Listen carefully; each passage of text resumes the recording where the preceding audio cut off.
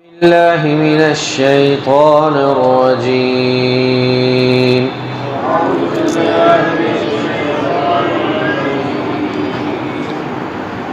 بسم الله الرحمن الرحيم.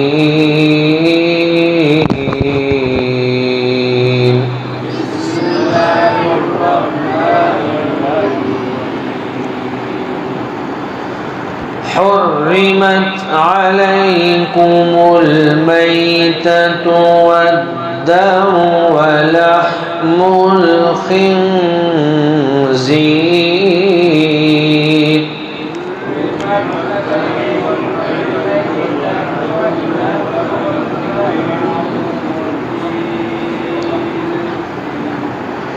وما أهل لغير الله به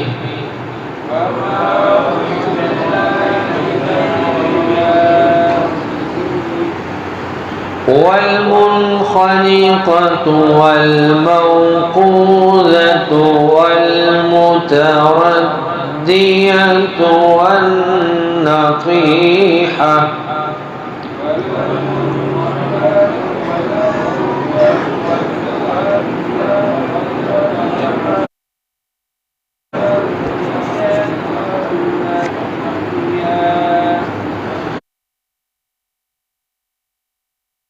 وما أكل السبع إلا ما ذكيتم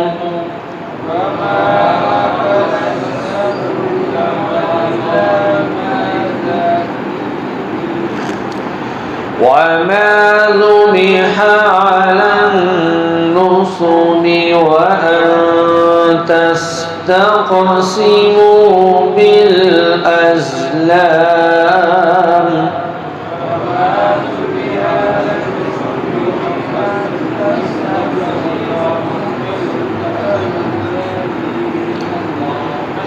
ذلكم فسق اليوم يئس الذين كفروا من دينكم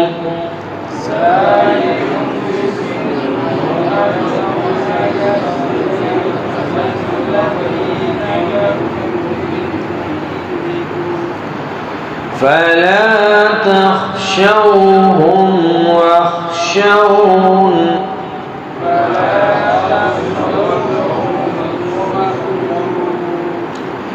اليوم أكملت لكم دينكم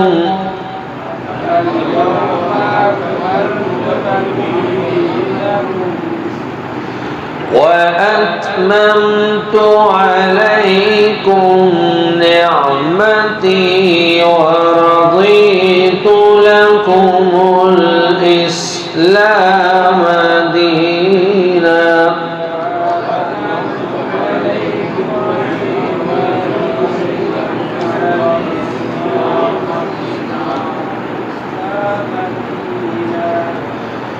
فمن اضطر في مخمصة غير متجانف لإثم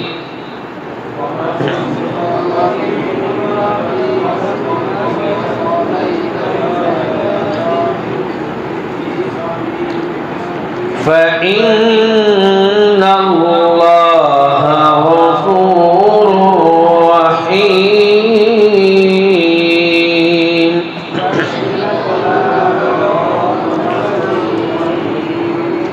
صدق الله العظيم.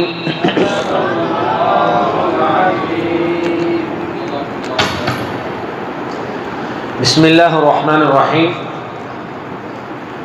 کل کے سبق میں ہم نے پڑھا تھا کہ اللہ رب العزت نے یہ بیان کیا کہ تمہارے لیے چوپائے جو ہیں وہ حلال کر دیے گئے ہیں مگر وہ جانور جن کی تمہارے اوپر تلاوت کی جائے گی. تو میں نے کہا تھا کہ وہ ہم انشاءاللہ اگلی آیت کے اندر پڑھیں گے. یعنی بسا اوقات ایک جانور حلال ہوتا ہے لیکن کسی وجہ سے وہ حرام قرار پا جاتا ہے. تو اللہ تعالیٰ نے یہاں پر وہی چیزیں بیان کی ہیں۔ اللہ فرماتے ہیں حرمت علیکم، تم پر حرام کر دیا گیا ہے، کس کو؟ المیتۃ، مردار کو، یعنی ہر وہ جانور جو مردہ ہو جائے، بے شک وہ حلال جانور ہی کیوں نہ ہو، بکری ہے، بھیڑ ہے، گائے ہے، اونٹ ہے، اگر وہ مر جائیں، مردار ہو جائیں تو اس کو کھانا تمہارے لیے کیا ہے؟ حرام ہے، جائز نہیں ہے۔ تو سب سے پہلی چیز کون سی حرام ہوئی؟ مردار۔ آگے فرمایا والدم، اور خون، جو بہتا ہوا خون ہے وہ بھی تمہارے لیے کھانا حرام ہے۔ آپ نے جانور کو ذبح کیا، اب اس میں سے جو خون نکلا آپ اس کو نہ کھا سکتے ہیں نہ پی سکتے ہیں، وہ آپ کے لیے حرام ہے، اس کو استعمال کرنا جائز نہیں ہے۔ تیسری چیز اللہ نے بیان فرمائی ولحم الخنزیر، اور خنزیر کا گوشت، یہ بھی تمہارے لیے حرام ہے۔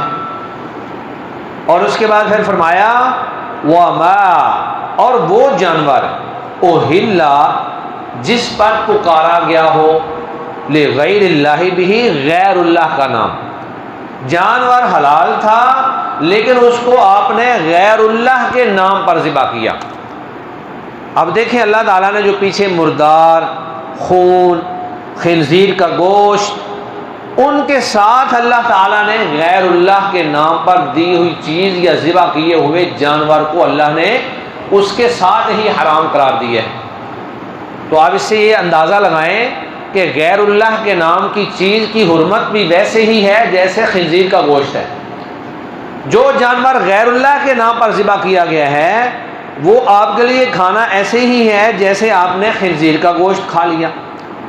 اب خنزیر کا گوشت کوئی بھی نہیں کھاتا ہے، کوئی مسلمان تو نہیں کھاتا ہے، انتہائی گندہ ترین گوشت، انتہائی قبیح ترین گوشت۔ لیکن وہ چیزیں جو غیر اللہ کے نام کی ہوتی ہیں، اب اس میں کیا ہے، بعض لوگ جو ہیں وہ پیر عبد القادر جیلانی رحمہ اللہ ان کے نام کے اوپر یاری کریں گے، یا کئی لوگ جو ہیں وہ کسی اور کے نام پر، کسی دربار پہ، کسی آستانے پر، یا کسی مخصوص یوم دن کے اندر، بھئی اللہ کے لیے صدقہ، کوئی اللہ نے کہا ہے کہ آپ فلاں دن میرے لیے صدقہ کریں، آپ جمعرات کو کر لیں، ہفتے کو کر لیں، پیر کو کر لیں، کسی دن بھی آپ صدقہ کریں، اللہ آپ کے صدقے کو قبول کرتا ہے۔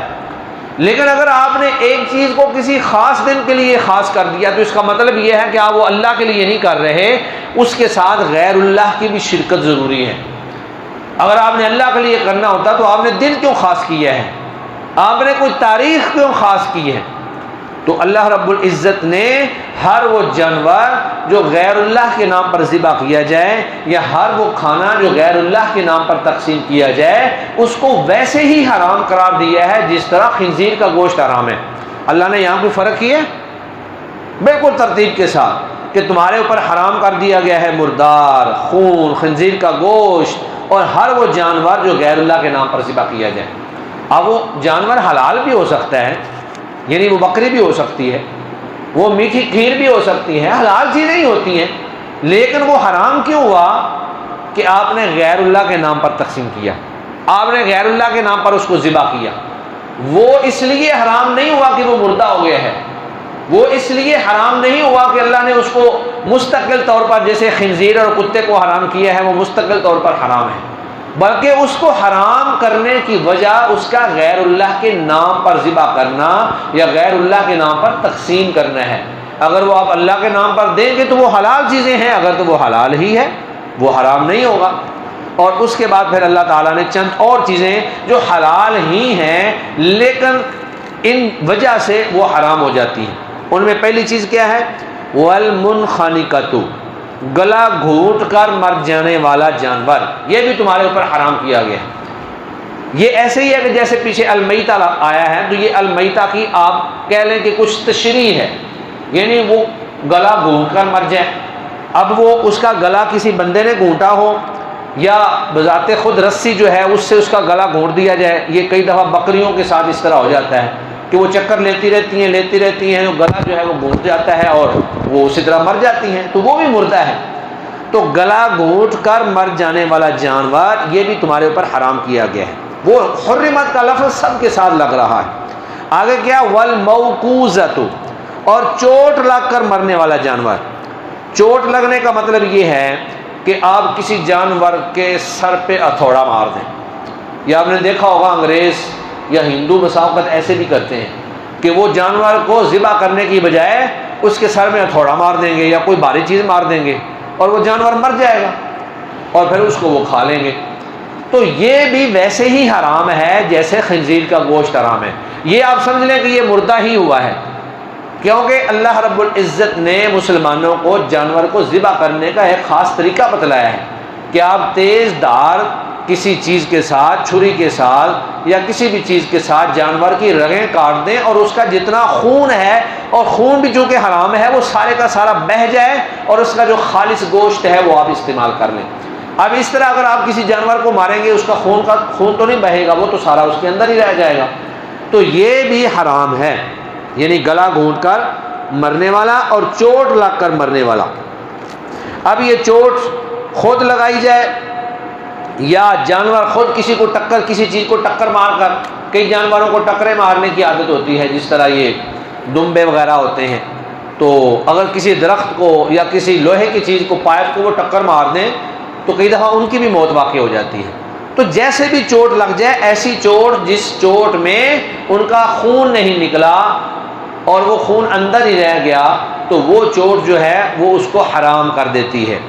اب ایک چوٹ اور بھی ہے کہ مثلا آج کل شکاری لوگ شکار کرتے ہیں، بندوق سے جو ہے وہ فائر کرتے ہیں اور بسم اللہ پڑھ کر فائر کرتے ہیں، تو کیا وہ جانور جائز ہوگا یا ناجائز ہوگا؟ اس میں پھر دو شکلیں ہیں۔ علماء کہتے ہیں کہ اگر تو اس گولی سے اس کو چوٹ لگی ہے، یعنی دھکے سے چوٹ لگی ہے، جیسے پتھر مارنے سے چوٹ لگتی ہے، اس گولی نے زخمی نہیں کیا اور اس سے خون نہیں نکلا، تو وہ بھی حرام ہے۔ اور اگر اس گولی نے زخمی کر دی ہے، اس کو چھید کر نکل گئی ہے اور اس کا خون نکل گیا ہے اور آپ نے بسم اللہ پڑھ کر اس کو شکار کیا تھا، تو وہ آپ کے لیے کیا ہے؟ وہ آپ کے لیے حلال ہے۔ اس کے بعد پھر اللہ فرماتے ہیں والمتردیۃ، اور اوپر سے گر کر مرنے والا جانور۔ ایک جانور جو ہے وہ چھت سے گر گیا یا پہاڑوں کی چوٹی سے گر گیا اور گرتے ہی مر گیا، اس کو آپ ذبح نہیں کر سکے، تو وہ جانور جو ہے گویا کہ اس کا بھی خون نہیں نکلا اور وہ چوٹ لگنے سے ہی مر گیا یا گر کر مر گیا، وہ بھی آپ کے لیے کھانا حرام ہے۔ والنطیحۃ، اور سینگ لگ کر مرنے والا جانور۔ کئی دفعہ جانور آپس میں لڑائی کرتے ہیں تو ایک دوسرے کو سینگ مارتے ہیں، تو سینگ کئی دفعہ ایسی نازک جگہ پہ لگ جاتا ہے جس سے دوسرے جانور کی موت واقع ہو جاتی ہے، تو وہ بھی آپ سمجھیں کہ یہ مردار کی ہی، میتہ کی ہی مختلف شکلیں ہیں۔ پھر آگے اللہ تعالیٰ فرماتے ہیں وما اکل السبع، اور وہ جانور جس کو درندے نے کھا لیا ہو، الا ما ذکیتم، مگر جس کو تم نے ذبح کر لیا ہو۔ وما اکل السبع، جس کو درندے نے کھا لیا، شیر، چیتا، بھیڑیا، اس نے کسی جانور کو شکار کیا، آدھا اس نے کھا لیا اور باقی وہ آدھا چھوڑ کے چلا گیا، تو وہ بھی آپ کے لیے، جو اس نے چھوڑا ہے، چھوڑ کر جو چلا گیا ہے، وہ بھی آپ کے لیے کیا ہے؟ حرام ہے۔ اب آگے اللہ نے ایک لفظ بولا ہے الا ما ذکیتم، مگر جس کو تم ذبح کر لو، تو یہ جو ذکیتم کا لفظ ہے یہ پچھلے پانچوں کے ساتھ ہے، درندے والے کے ساتھ بھی ہے، سینگ لگ کر مرنے والے کے ساتھ بھی ہے، گر کر مرنے والے کے ساتھ بھی ہے، چوٹ لگ کر مرنے والے کے ساتھ بھی ہے، اور گلا گھونٹ کر مرنے والے کے ساتھ بھی ہے۔ یعنی کہ ایک جانور کا گلا گھونٹ کر، وہ ابھی مرا نہیں ہے، ابھی ہاتھ پاؤں مار رہا ہے، یعنی وہ زندہ ہے، تو آپ جا کر اس کو ذبح کر لیتے ہیں، تو وہ تو گویا کہ یعنی مرنے سے پہلے آپ نے اس کو ذبح کر لیا۔ اسی طرح ایک جانور ہے جو اوپر سے گرا اور اس کے مرنے سے پہلے آپ نے اس کو ذبح کر لیا، یا وہ جانور جس کو چوٹ لگی اس کے مرنے سے پہلے آپ نے اس کو ذبح کر لیا، یا وہ جانور جس کو سینگ لگا تھا اس کے مرنے سے پہلے آپ نے ذبح کر لیا۔ اسی طرح جس جانور کو درندے نے پکڑا شکار، لیکن آپ کو دیکھ کر یا کسی وجہ سے وہ ڈر کر درندہ اس کو چھوڑ کر بھاگ گیا اور وہ جانور ابھی تک زندہ تھا، ہاتھ پاؤں مار رہا تھا، اور آپ نے جا کر اس کو ذبح کر دیا، تو اللہ فرماتے ہیں الا ما ذکیتم، مگر جس جانور کو تم نے ذبح کر لیا وہ تمہارے لیے جائز ہے۔ اب وہ جو جانور ہیں جن کو آپ نے ذبح کیے ہیں ان کی موت گویا کہ ذبح کرنے سے ہوئی ہے، نہ کہ گرنے سے یا چوٹ لگنے سے یا درندے کے پکڑنے سے، وہ تو ابھی تک زندہ تھا۔ بسا اوقات ایسے بھی ہوتا ہے دیہاتوں کے اندر، آپ دیکھتے ہیں کہ یہ جو جوار ہوتی ہے نا، جب چھوٹی چھوٹی ہو نا تو اس کو کہتے ہیں یہ سوک ہے، تو وہ اگر جانور کھا لے نا تو اس سے موت واقع ہو جاتی۔ تو اس طرح اگر کوئی معاملہ پیش آ جائے کہ جانور ابھی مرنے کے قریب قریب ہے، آپ کو آثار نظر آ رہے ہیں کہ اب یہ بچے گا نہیں، تو آپ اس کو ذبح کر دیں، وہ آپ کے لیے حلال ہوگا۔ یا بسا اوقات کسی گاڑی کے ساتھ ٹکر لگ جاتی ہے، ٹرین گزر رہی ہے، وہاں پہ جانور چل رہے تھے، ٹکر لگ گئی، تو ابھی وہ جانور زندہ ہے، مکمل نہیں مرا، ہاتھ پاؤں مار رہا ہے، اس کے اندر زندگی موجود ہے، تو آپ اس کو جا کر ذبح کر دیتے ہیں، تو وہ آپ کے لیے کیا ہو جائے گا؟ جائز ہو جائے گا۔ اس کے بعد پھر اللہ فرماتے ہیں وَمَا ذُبِحَ، اور وہ جانور بھی حرام کیے گئے ہیں جو ذبح کیے جائیں علی النصب، آستانوں پر۔ آستان سے کیا مراد ہے؟ اصل میں مشرکین جو ہیں انہوں نے اپنے لیے بت بنائے ہوئے تھے، مختلف بت، اور ان بتوں کے ساتھ انہوں نے کوئی چیزیں نصب کی ہوئی تھی، یعنی کہ جہاں پر وہ جانوروں کو ذبح کر کے وہاں پہ ٹانگ دیتے تھے، اس کو کہتے تھے نصب، تھان یا آستانہ۔ تو ہر وہ جانور جو بتوں کے نام پر ذبح کیا جائے، آج کے دور میں آپ کہہ لیں کہ کسی دربار کے نام پر ذبح کیا جائے، کسی آستانے آشیانے پر جا کر ذبح کیا جائے، وہ جانور بھی آپ کے لیے کھانا جائز نہیں ہے۔ یہ گویا کہ وہی شکل جو پیچھے گزر چکی ہے نا، وما اہل لغیر اللہ بھی، جس پر غیر اللہ کا نام لیا جائے۔ اللہ کے نبی کے پاس ایک صحابی آئے اور کہا کہ یا رسول اللہ، میں نے یہ نظر مانی ہے کہ بوانہ مقام پر جا کر میں اونٹ ذبح کروں گا اور اس کا جو گوشت ہے وہ لوگوں کے اندر تقسیم کر دوں گا۔ تو اللہ کے نبی نے پوچھا کہ کیا وہاں پر کوئی میلہ لگتا تھا پہلے؟ تو صحابی نے کہا کہ نہیں یا رسول اللہ، کوئی میلہ نہیں لگتا تھا۔ کہا کہ وہاں پر پہلے کوئی بت موجود نہیں تھا، یعنی ویسے ہی اس نے سوچا کہ فلاں جگہ پر غریب زیادہ ہیں کہ چلے میں فلاں جگہ پہ جا کر ذبح کر دیتا ہوں۔ تو اللہ کے نبی نے فرمایا کہ اگر واقعی ہی ایسا ہے، یعنی وہاں پر میلہ بھی نہیں لگتا تھا، وہاں پر بت بھی موجود نہیں تھا، تو پھر تم وہاں پہ جا کر ذبح کر سکتے ہو، پھر تمہارے لیے جائز ہے۔ اس کا مطلب کیا ہے کہ وہ جگہ جہاں پر میلہ لگتا ہو، یا وہ جگہ جہاں پر بت موجود ہو، یا پہلے کسی وقت موجود تھا آج نہیں ہے، یعنی شک سے بھی بچنا ہے آپ نے، وہاں پر آپ جا کر کوئی جانور ذبح نہیں کر سکتے، نظر و نیاز اپنی پوری نہیں کر سکتے، اور وہاں پہ آ جا کر کریں گے تو یہ حرام کام کریں گے، یہ آپ کے لیے جائز نہیں ہے۔ اسی طرح اللہ نے فرمایا وَأَن تَسْتَقْسِمُوا بِالْأَزْلَامِ، اور یہ کہ تم قسمت معلوم کرو، وَأَن تَسْتَقْسِمُوا، یہ کہ تم قسمت معلوم کرو، بِالْأَزْلَامِ، تیروں کے ساتھ فال نکالتے ہوئے، یعنی یہ بھی تمہارے اوپر حرام کیا گیا ہے، یہ ساری چیزیں حرام ہیں، یہ بھی تمہارے اوپر حرام کیا گیا ہے۔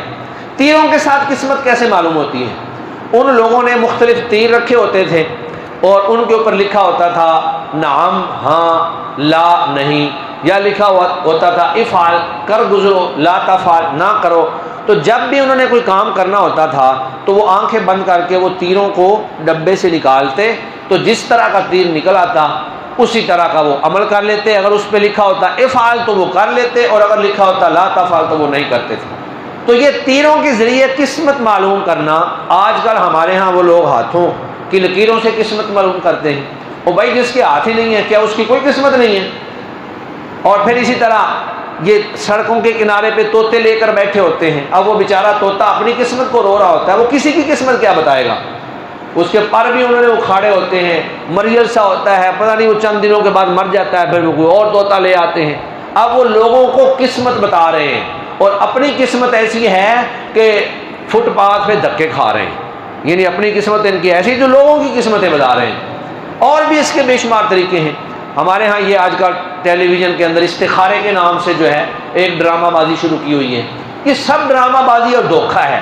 استخارہ جو سنت کے مطابق ہے وہ یہ ہے کہ آپ 2 رکعت نماز ادا کریں، اس کے بعد دعائے استخارہ پڑھیں، اور ہر بندہ اپنے لیے استخارہ خود کر سکتا ہے، کیونکہ استخارے کے جو الفاظ ہیں وہ واحد متکلم کا صیغہ ہے، اللہم انی استخیرک، اے اللہ میں تجھ سے استخارہ کرتا ہوں۔ تو جب آپ کسی کے لیے کریں گے تو وہ لفظ وہاں پر موجود ہی نہیں ہے، کوئی بندہ کسی کے لیے بھی کرے گا تو لفظ تو اس نے یہی استعمال کرنے ہیں، تو ہر بندہ استخارہ خود کرے، یہ ہے مسنون عمل۔ اور یہ جو انہوں نے شروع کیا ہوا ہے یہ کاروبار ہے، یہ دھندا ہے، یہ پیٹ پالنے کا طریقہ ہے، وہ اس کی فیسیں بھی رکھتے ہیں۔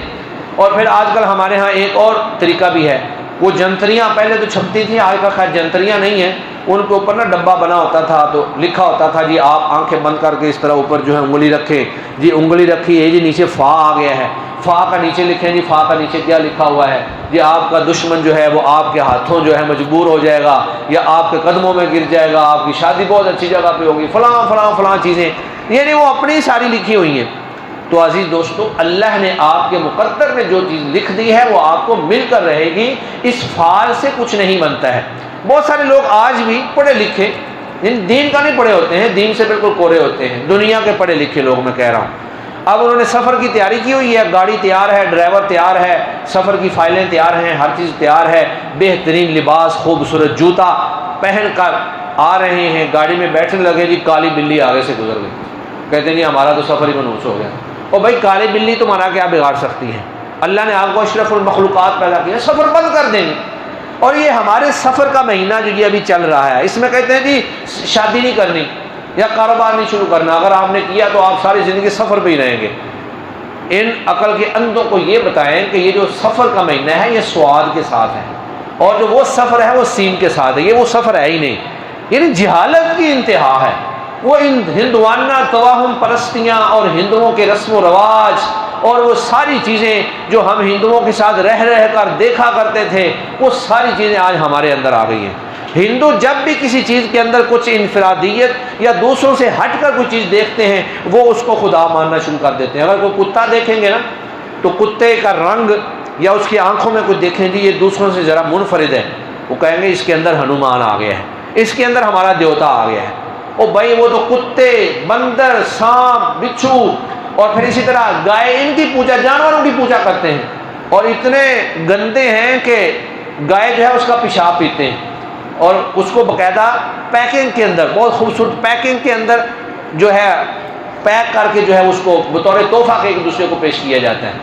یہ ہے ان کی بری حالت۔ تو اللہ تعالیٰ نے ان ساری چیزوں سے کیا کیا؟ منع فرمایا۔ اسلام ایک پاکیزہ مذہب ہے اور عقل و دانش پر مبنی احکامات اللہ تعالیٰ نے دیے ہوئے ہیں، پاکیزگی سکھلاتا ہے۔ اللہ نے انسان کو سب سے اشرف المخلوقات بنایا ہے، اور یہ ہو ہی نہیں سکتا کہ یہ اشرف المخلوقات، یہ احسن تقویم، پیدائش والا، تخلیق والا جو ہے یہ جانوروں کے پیشاب پیے۔ یہ اللہ تعالیٰ نے ایسا نہیں اس کو بنایا ہے، اللہ تعالیٰ نے اس کو پاکیزہ خوراک دی ہے۔ اللہ نے فرمایا کہ تمہارے لیے پاکیزہ چیزوں کو میں نے حلال کیا ہے اور گندی چیزوں کو حرام کر دیا ہے۔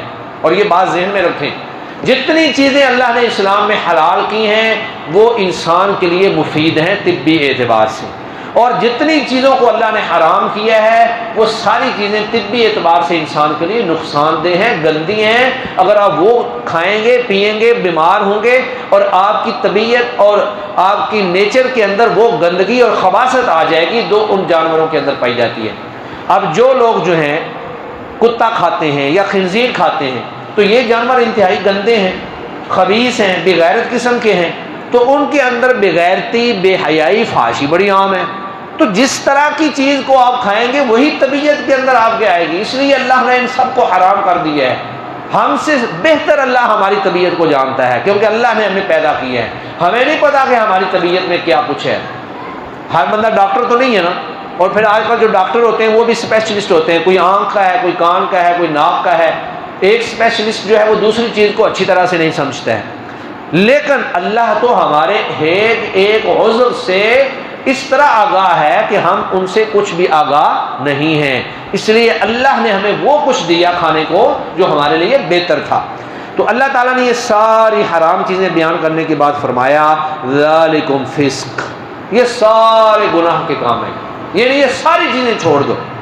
اور اس کے بعد پھر اللہ نے فرمایا الیوم یئس الذین کفروا من دینکم، آج مایوس ہو گئے وہ لوگ جنہوں نے کفر کیا تمہارے دین سے، یعنی اللہ نے دین کو بلندی عطا فرما دی ہے۔ یہ آیت اصل میں نازل ہوئی تھی فتح مکہ کے موقع پر، بلکہ حجۃ الوداع کے موقع پر، جب اللہ کے نبی صلی اللہ علیہ وسلم نے اپنی زندگی کا آخری حج کیا اور مسلمان 1,40,000 مسلمانوں کی تعداد میں بڑی شان و شوکت کے ساتھ، بڑے روب اور دبدبے کے ساتھ مسلمان حج کے لیے گئے، تو اس وقت یہ آیت، یہ میدان عرفات کے اندر وہاں پر یہ 9 ذی الحجہ کو یہ آیت نازل ہوئی تھی۔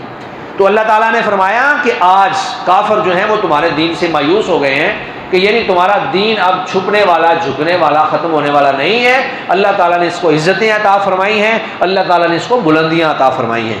جو جب اللہ نے اتنا کچھ عطا کر دیا ہے، فلا تخشوہم، پس تم ان سے نہ ڈرو، واخشونی، اور مجھ سے ڈرو، یعنی کافروں سے نہ ڈرو، صرف مجھ سے ڈرو۔ تو آج بھی مسلمانوں کے لیے یہی حکم ہے کہ کافروں سے نہیں ڈرنا ہے، آپ نے اللہ سے ڈرنا ہے۔ کافروں سے، امریکہ سے، یورپ سے، انگریز سے، تمام کافر اقوام جو ہیں ان سے نہیں ڈرنا۔ کس سے ڈرنا ہے؟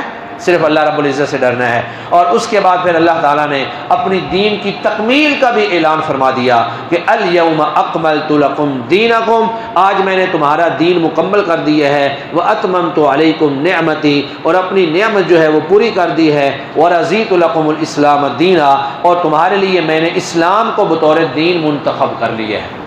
تو اب دین اللہ کے ہاں پسندیدہ منتخب صرف ایک ہی دین ہے، اور وہ دین اسلام ہے۔ پہلے ادیان اپنے اپنے اوقات میں اللہ کے پسندیدہ تھے، لیکن جب دین اسلام آ گیا اللہ نے ان کو منسوخ کر دیا، ان شریعتوں کو ختم کر دیا۔ اب صرف اللہ کے نزدیک دین اسلام ہی ہے جو اللہ رب العزت نے ہمارے لیے منتخب فرمایا ہے۔ اور اس کے بعد پھر اللہ فرماتے ہیں کہ جتنی پیچھے حرام چیزیں گزری ہیں، بسا اوقات انسان اتنا بے بس اور مجبور ہو جاتا ہے کہ اگر وہ ان حرام چیزوں کو نہ کھائے تو اس کی موت واقع ہو جائے۔ ایک آدمی مثلا سفر میں ہے، صحرا کے اندر موجود ہے، اب اس کے پاس کھانے کو کچھ نہیں ہے، لیکن اس کو بھوک شدید لگی ہوئی ہے۔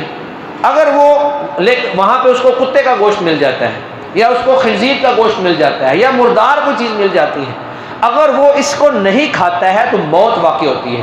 تو پھر اللہ تعالیٰ نے اجازت دی ہے کہ اب آپ صرف اتنا کھا لیں جس کی آپ کی زندگی باقی رہ جائے، زیادتی نہیں کرنی ہے۔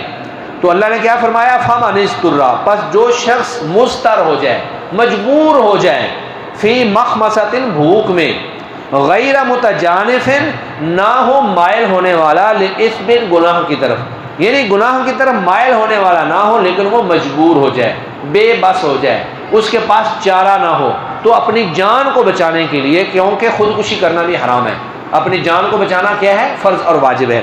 تو اپنی جان کو بچانے کے لیے وہ کیا کرے؟ وہ کچھ نہ کچھ کھا لے، پھر کھا سکتا ہے ورنہ اس کے لیے جائز نہیں ہے۔ تو اللہ فرماتے ہیں کہ اگر ایسی حالت ہو اور وہ کچھ کھا لے، فإن اللہ غفور الرحیم، بے شک اللہ بخشنے والا ہے، رحم کرنے والا ہے، کیونکہ اللہ حالت کو دیکھ رہا ہے کہ اس نے مجبوری کی حالت میں، بے بسی کی حالت میں کھایا ہے، ورنہ اس نے جان بوجھ کر ایسا نہیں کیا ہے۔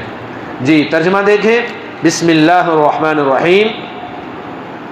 حرمت، حرام کر دیا گیا ہے، علیکم، تمہارے اوپر، المیتہ، مردار کو، والدم، اور خون کو، ولحم الخنزیر، خنزیر کے گوشت کو، وما اہل لغیر اللہ بہ، اور ہر اس جانور کو جو غیر اللہ کے نام پر ذبح کیا جائے، والمنخنقۃ، اور گلا گھونٹنے سے مرنے والے جانور کو، والموقوذۃ، چوٹ لگ کر مرنے والے جانور کو، والمتردیۃ، اور گر کر مرنے والے جانور کو، والنطیحۃ، اور سینگ لگ کر مرنے والے جانور کو۔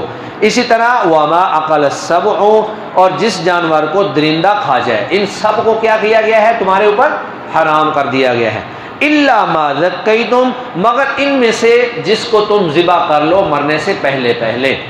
وما ذبح، اور وہ جانور بھی حرام کر دیے گئے ہیں جو ذبح کیے جائیں، علی النصب، آستانوں پر، وان تستقسموا، اور یہ عمل بھی حرام کیا گیا ہے کہ تم قسمت معلوم کرو، بالازلام، تیروں کے ساتھ، ذالکم فسق، یہ سارے کام نافرمانی کے ہیں، الیوم، آج کے دن، یئس، مایوس ہو گئے ہیں، الذین کفروا، وہ لوگ جنہوں نے کفر کیا، من دینکم، تمہارے دین سے، فلا تخشوہم، پس تم ان سے مت ڈرو، واخشونی، اور مجھ سے ہی ڈرو۔ الیوم اکملت لکم دینکم، آج میں نے تمہارے دین کو مکمل کر دیا ہے، واتممت علیکم نعمتی، اور میں نے اپنی نعمت تم پر پوری کر دی ہے، ورضیت، اور میں نے پسند کر لیا ہے، لکم الاسلام، تمہارے لیے اسلام کو، دینن، بطور دین کے۔ فمن اضطر، پس جو شخص مجبور ہو جائے، فی مخمصۃ، بھوک میں، غیر متجانف، لیکن وہ نہ ہو مائل ہونے والا، لإثم، گناہ کی طرف، یعنی اس کے دل کا میلان نہ ہو، یہ نہ ہو کہ وہ جمعرات کی کھیر دیکھے بڑا مزیدار ہے جی، دیکھ کر دل خراب ہو گیا، للچا چلیں جی کھا ہی لیتے ہیں، دیکھی جائے گی، ایسے نہیں۔ وہ بھوک سے نڈال ہے اور اس کی موت کے واقع ہونے کا خطرہ ہے، اور وہاں پہ اس کو اور بھی کھانے کے لیے کوئی چیز نہیں مل رہی ہے، تو پھر وہ مجبوری کی حالت میں اپنی زندگی کو باقی رکھنے کے لیے کھا سکتا ہے۔ فَإِنَّ اللَّهَ غَفُورٌ رَحِيمٌ، بے شک اللہ تعالیٰ بخشنے والا ہے، رحم کرنے والا ہے۔ صدق اللہ۔